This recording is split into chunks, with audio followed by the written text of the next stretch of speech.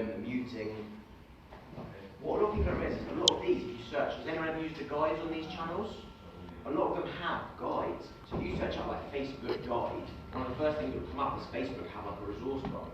And a lot of them are starting to do a lot more webinars. And honestly, those things really help. Because I know what you said about the video muting. I spent ages once putting a video up, and I couldn't figure out what was wrong with it. And it's just by going onto the resources and having a look. A lot of them have support as well. You can type in your questions, someone else might have had that. I'd always recommend to pick 2 platforms, become an expert on them. I think especially for kind of business to business, LinkedIn is definitely a very good place. And as well, I think if people in LinkedIn, they're in business mode. Do you remember that thing I showed you earlier of the that thing you do when they're in LinkedIn? People are looking for business content, whereas at least if they're on Instagram or Twitter, you're kind of competing with general lifestyle content as well. And then we always start with what's your objective. So it's really what I said, your business objectives. It's thinking about what is your objective online. So here, feel free to write it down. At the end, we are going to give you something you can take away and have in these steps. But it's about starting to think, okay, what objective do you have for social media, online? Is it, and this is really again, it's thinking back to your business objective. Are you building awareness? Are you trying to increase leads? Are you trying to connect with possible partners? Is it retaining your users? Is it improving sentiment? Or is it attracting new staff? And when you start to actually think about it the same way you think about your business objectives, it starts to give you that focus. So if you've got an objective, it's a business objective, you can very easily move that to social. So I always say to people again, why are we doing this? Are we doing this for more likes? Are we doing this to build awareness of our campaigns and more people are we're going to attract new staff? And it goes back to that business objective. And then it's thinking about who's your target customer. So a couple of you there will ask what you did, you consider your target customers really well. And I've got a question that are you speaking to your target customers on social media? Are you creating content with them in mind? Because again, sometimes we create something, and we've been guilty of it, sometimes I've done it where I'm like, let's say a Congress, say Congress, actually, none of our customers who we're talking to who get benefit from are people who attend Congresses. What they get benefit from is knowing what's the newest tech. So if I was to share something at a Congress saying here's the newest tech, again I've got my customer in mind. So it's about always when you're creating content thinking who your customer are. Again, and this is something that we do, and don't get it too confused, but it's pick one, maybe make a plan, but you can go back to the beginning again, almost pick other ones. You almost have separate plans for different customers. So if you're doing it really well, you might say, okay, we do this type of content for this customer,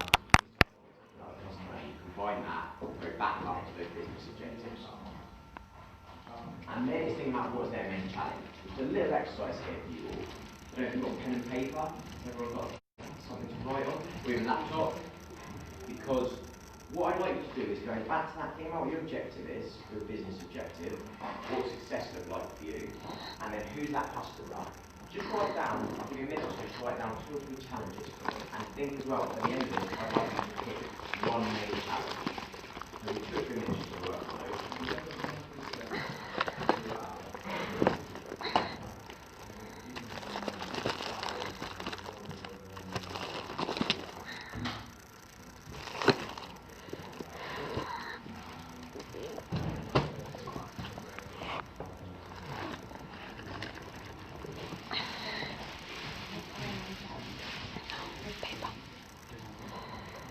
We always think as well with these challenges, it's something like back to the challenges we always have, they've not got enough time.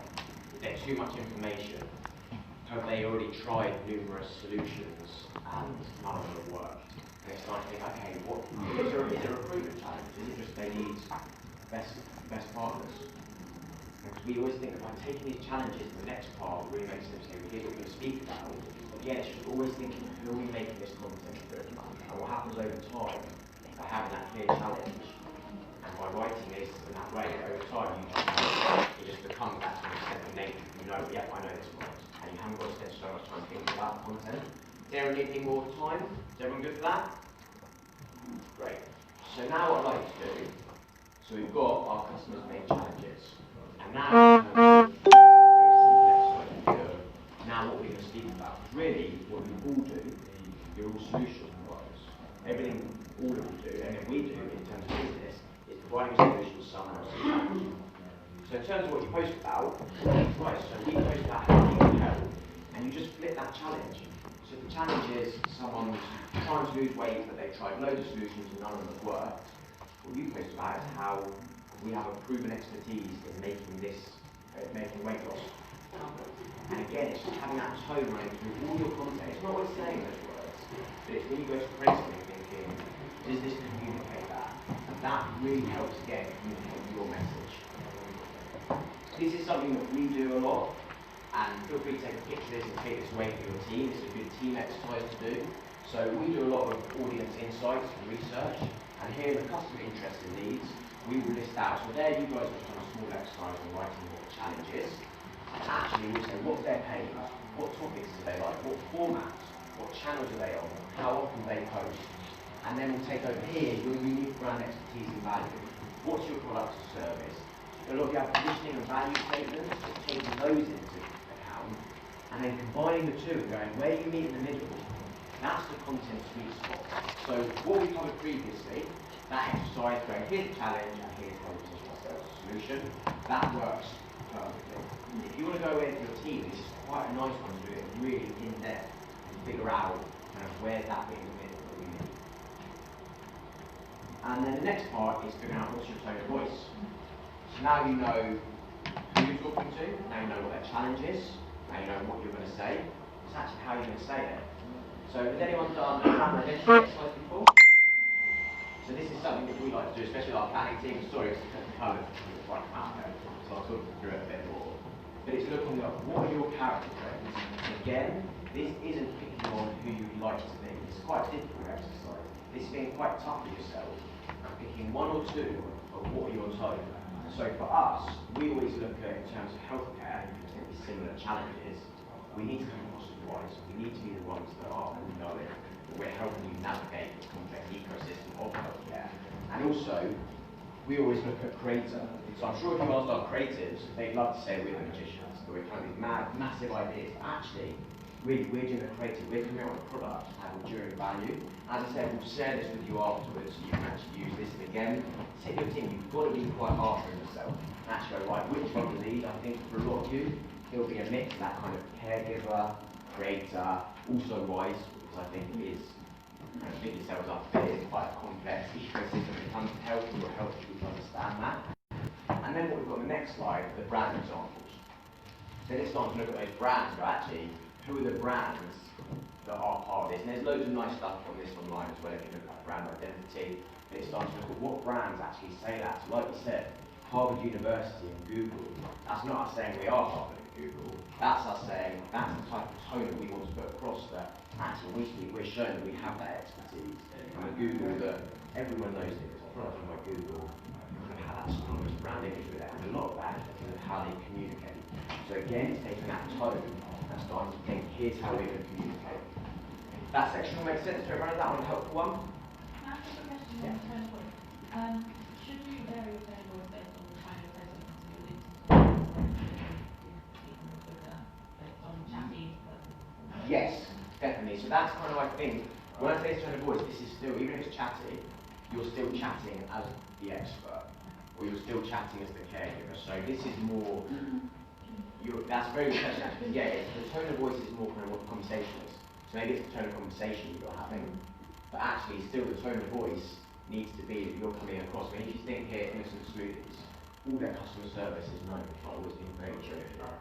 So actually, if I'm coming to you for healthcare advice, even though it's maybe an Instagram platform, it's still, you need to make sure you're coming across as wise. So it's more again having these at a high level in the back of your mind, that it's kind of, then that's almost the next level down.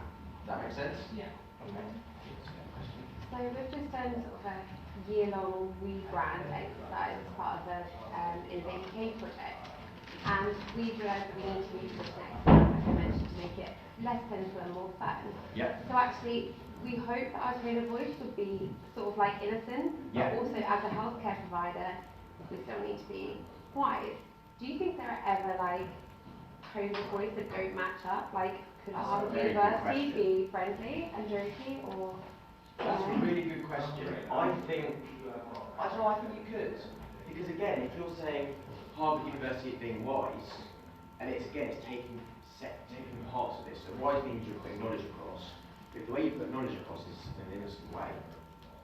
there is that kind of friendly way, but then actually, tech healthcare for children.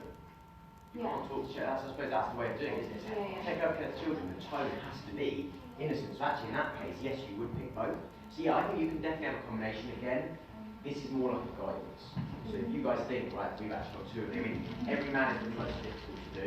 People like to kind of say every day, actually, like starting right here. It's like kind of things just there. And I think all of you, the services you provide are much more as that caregiver, creator, wise, and it's for actually innovation. That help? Yeah, that's Great. great. Oh, just a tip for you.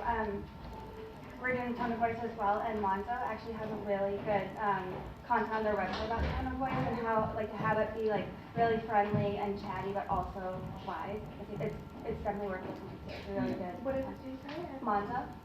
No, but what was the resource that you mentioned? Yeah, so just Google Monzo Tone of Voice and Oh, all okay. the information on there. Perfect, Yeah. thank you. That's awesome. Great.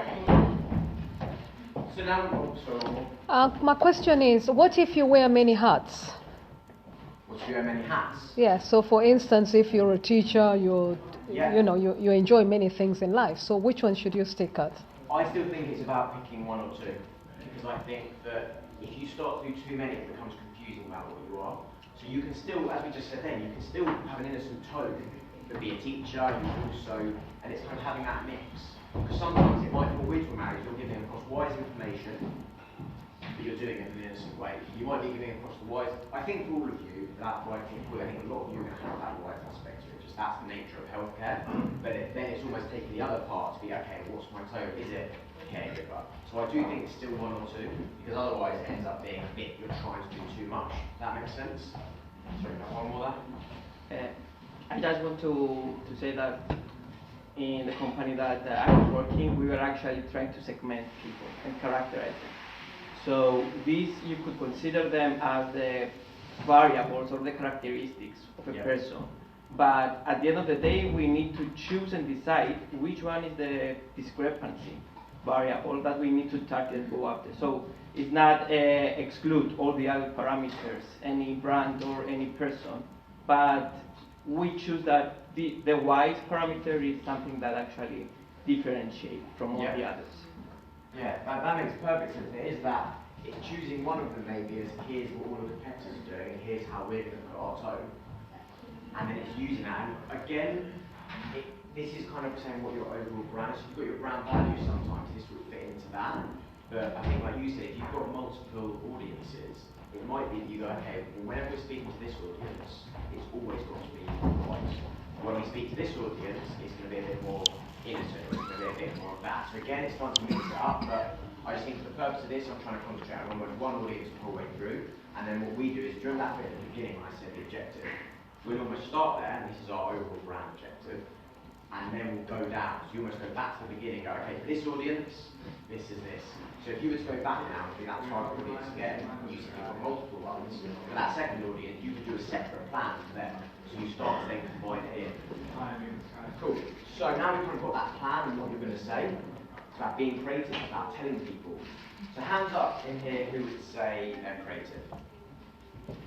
Okay. You two are correct, the rest of you are all wrong. You can all be creative.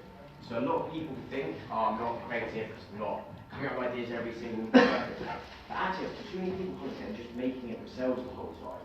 And our theory is on this threefold of curating, creating, and collaborating. So actually, creativity, going back to the plan, now you know what it is you say about it. You just need to say about that. And by having these three types, which I'm going to cover now, you can start to tell your story. And as well, these curating and collaborating